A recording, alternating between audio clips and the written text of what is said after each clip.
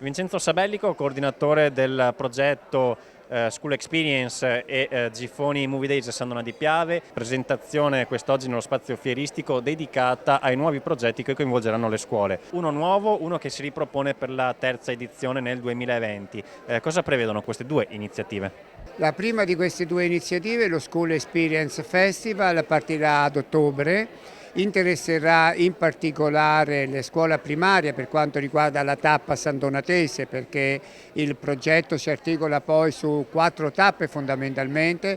Nella nostra tappa dal 21 al 24 di ottobre nelle sale entreranno ben 1800 studenti della primaria e assisteranno a dei film adatti a loro che saranno selezionati dallo staff artistico di Giffoni Experience e poi dovranno decretarne il vincitore. È un vero e proprio film festival quello. Terza edizione invece per i Movie Days, quest'anno vengono anticipati.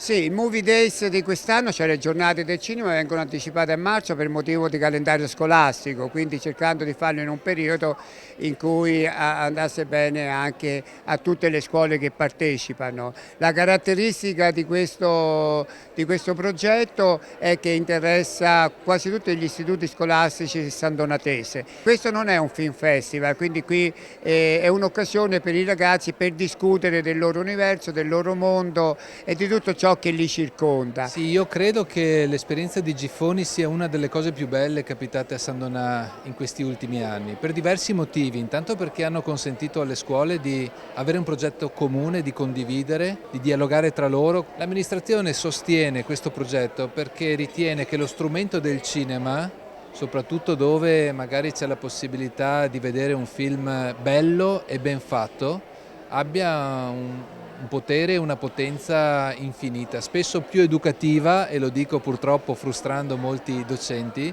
di decine di ore di lezione su un argomento. Pensiamo anche solo al tema dell'educazione civica. Per me vuol dire riappropriarsi della città. Un progetto assolutamente ambizioso, come ci siamo detti e ci siamo riportati in quella 2 giorni fantastica di Giffoni, dove le amministrazioni comunali, i sindaci, il territorio, la regione e le scuole ovviamente hanno fatto una parte da leone, e come ho appena detto in questo breve saluto, vogliamo che il passaggio di questi ultimi 2 anni di Giffoni su Sandonà non sia una meteora ma diventi consistenza, e quindi bisogna creare come una buona casa dalle origini e quindi dalle fondamenta anche quell'istituto giuridico, chiamiamolo così, che permetta poi di esplodere in progettualità, in idee, quindi in concretezza e quindi anche in risorse finanziarie per mettere appieno appunto quelle che sono oggi le buonissime pratiche che stanno mettendo in piedi le scuole e soprattutto i nostri giovani. Quindi vogliamo che sia la partenza per portare un nuovo Giffoni anche in Veneto.